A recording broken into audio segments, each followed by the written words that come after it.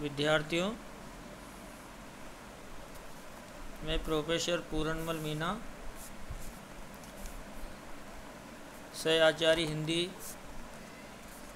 शहीद कैप्टन रिपुदमन सिंह राजकीय महाविद्यालय सवाई माधोपुर।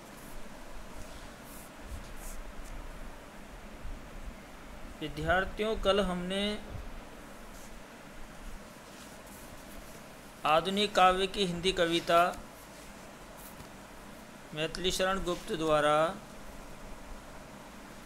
रचित द्वापर से विकृता कविता के बारे में, उनकी कविता के बारे में चर्चा की थी, उनके पद्यांशों के बारे में चर्चा की थी। उसी को आगे बढ़ाते हुए हम आज चर्चा करेंगे। उसी विकृता कविता का ये छंद है। हम तुम पति पत्नी थे दोनों, दीक्षित इस अध्वर में, पर मेरा पत्नीत्व मिटाया किसने ये पल भर में।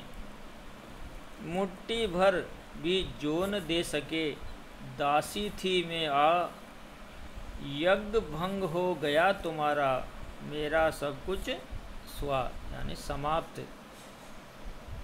दीक्षित कहते हैं हम जो प्रशिक्षित। अध्वर जो शब्द है वो यज्ञ का प्रतीक माना जाता है। दीक्षित, प्रशिक्षित, संस्कारित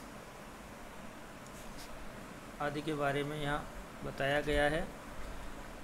तो मैथिली शरण गुप्त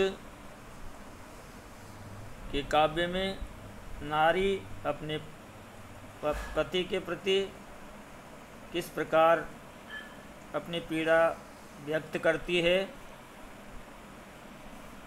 क्योंकि जो पुरुष पत्नी पर अत्याचार करता है, प्रताड़ित करता है, उसे केवल अबला के मान करके या कह करके जो सोच रखता है वो सोच अच्छी नहीं है। इसी बात को व्यक्त किया गया है। तो नारी कहती है, देखिए विद्यार्थियों, हम तुम पति पत्नी थे दोनों। नारी अपनी पीड़ा व्यक्त करती कहती है कि हम और तुम दोनों ही इस सांसारिक जीवन में पति पत्नी है, और इसी कारण से इस संसार रूपी, इस ग्रस्त रूपी जीवन के अनुष्ठान के, इस यज्ञ रूपी अनुष्ठान के लिए जो हम विवाह संस्कारों से बंधे थे, परिचित थे, संस्कारित थे, किंतु पर मेरा पत्नीत्व मिटाया किसने ये पल भर में। नारी कहती है कि मेरा जो पत्नीत्व, सतीत्व जो था उसको पल भर में ही, क्षण मात्र में ही समाप्त कर दिया है, और केवल मात्र मुझे दासी के रूप में ही समझा है। क्योंकि मुट्ठी भर भी जो न दे सके, दासी थी मैं आ। जो नारी किसी को दान के रूप में मुट्ठी भर अनाज देने की अधिकारी नहीं हो,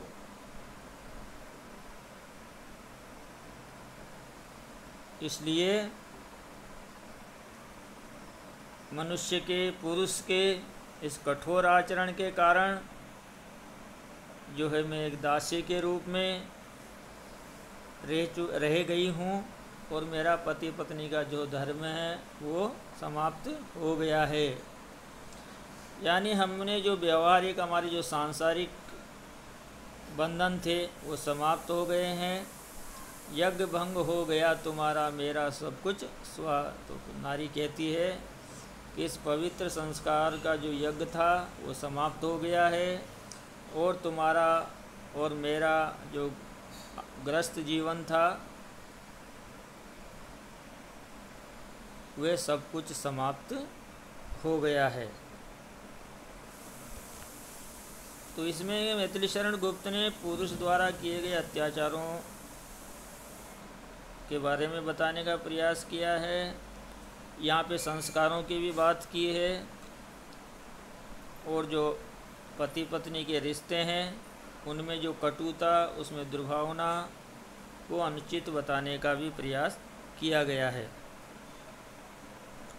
इसलिए पत्नी की गरिमा को बनाए रखना हमारा दायित्व है, उसके प्रति संवेदना होनी चाहिए। इसमें कवि मैथिली शरण गुप्त ने कुछ अलंकार भी बताए हैं, जैसे रूपक है, अतिशयोक्ति आदि अलंकारों को भी यहाँ पे चरितार्थ किया गया है। आगे क्या कहती है देखिए नारी। वह गुण जिसने तोड़ा जिसमें, वह गुण किसने तोड़ा जिसमें, ये जोड़ा जखड़ा था। नर जगजोर डालने को ही क्या ये कर पकड़ा था। कामुक चाटुकारिता ही थी, क्या वे गिरा तुम्हारी। एक नहीं दो दो मात्रा है, नर से भारी नारी। मैथिली शरण गुप्त अपनी कविता के माध्यम से नारी अपने पति का जो व्यवहार है, उसका जो आचरण है, इसमें उसका विरोध करती हुई दिखाई देती है और कहती है वह गुण किसने तोड़ा जिसमें ये जोड़ा जकड़ा था। यानी है जो पति पत्नी का जो वैवाहिक संस्कार था, जिससे संबंध जुड़ा स्थापित हुआ था और हम एक दूसरे से के लिए बने थे, उसको किसने त्यागा, उसको किसने तोड़ा। तो नारी कहती है कि ये भावनाएं, ये संबंध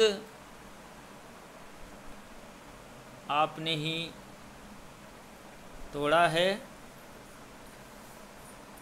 और कहती है नर जग जोर डालने को ही क्या ये कर पकड़ा था।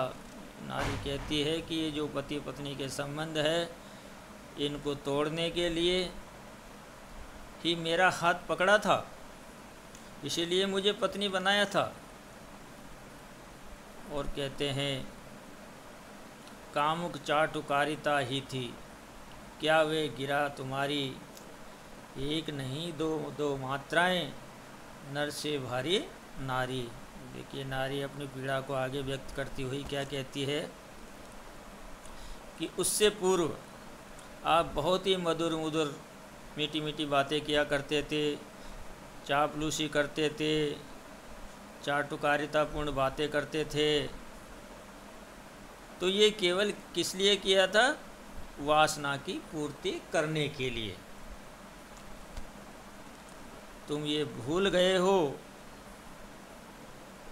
एक नहीं दो दो मात्राएं नर से भारी नारी, कि नारी जो है आपसे भारी है। इसका कहने का तात्पर्य बताया गया है। देखिए नर शब्द में क्या आता है? आ और ई, यानी नर प्लस आ प्लस र प्लस ई।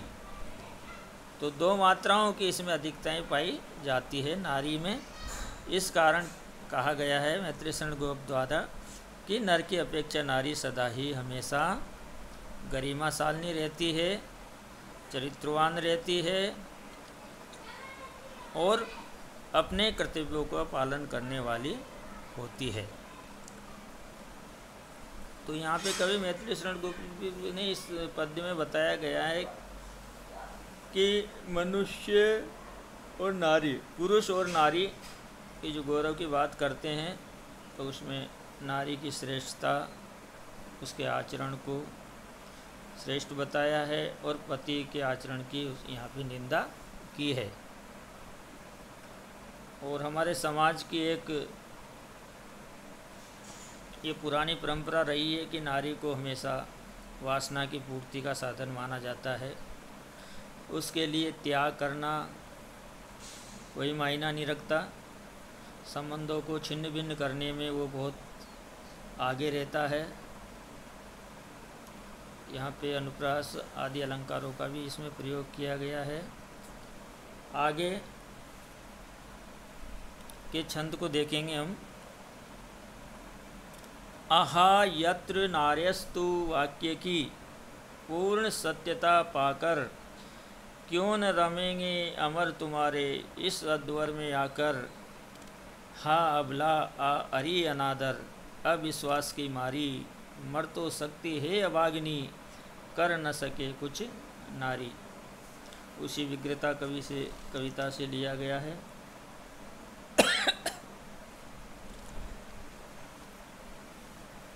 कहते हैं कि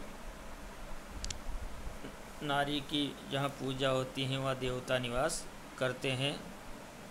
उसी की बात को यहाँ बताया गया है कवि मैथिली शरण गुप्त द्वारा। हमारे शास्त्रों को चरितार्थ किया गया है और कहते हैं कि नारी की जो विवस्था है, पीड़ा है, उसके बारे में सोचना अति आवश्यक हो जाता है। तो यहाँ पे विग्रता जो कहती है नारी कि भारतीय संस्कृति में यत्र नार्यस्तु पूजन्ते, कहते हैं कि नारी जहाँ होती है वहाँ भगवान निवास करते हैं, सत्य सिद्ध हो जाता है और देवता भी वहाँ निवास करते हैं।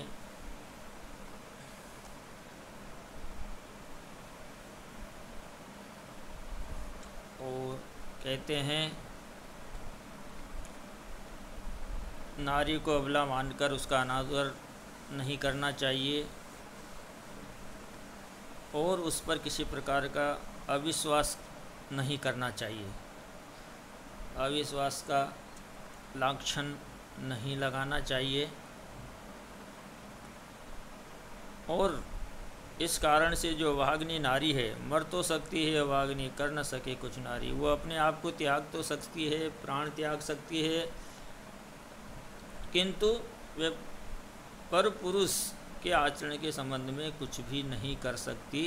यही नारी जीवन की विडंबना बताई गई है।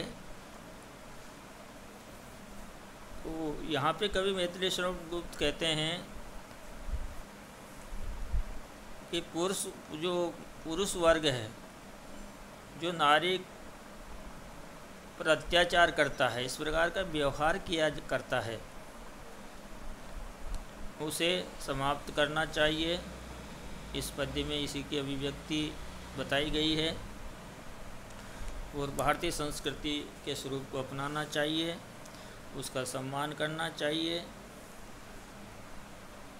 इसमें रूपक आदि का प्रयोग किया गया है। विद्यार्थियों, आज हम इतना ही इसके बारे में चर्चा करेंगे। कल इससे आगे हम चर्चा करेंगे। नमस्कार।